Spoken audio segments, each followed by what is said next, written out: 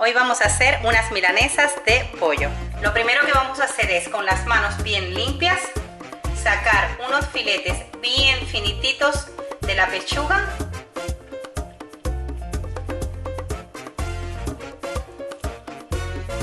Que nos vayan quedando así más o menos. Después que tengamos los filetes de la pechuga, le vamos a poner el limón, medio limón,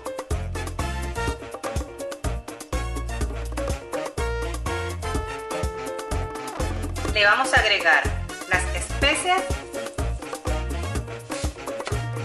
el poquito de sal y lo vamos a mezclar. Le vamos a poner al huevo un poquito de sal,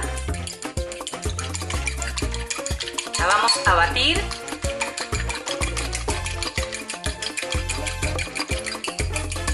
Que quede bien batido y a continuación vamos a pasar las pechugas por el huevo.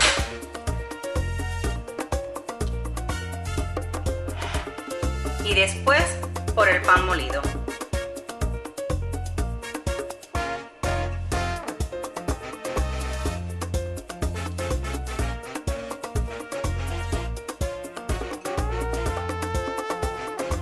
Vamos a agregar aceite en una sartén y cuando esté caliente ponemos las pechugas de pollo.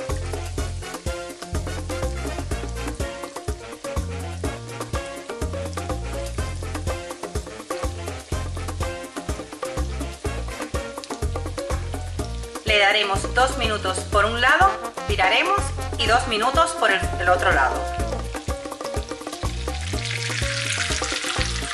Retiramos del fuego y así es como quedan nuestras milanesas de pollo.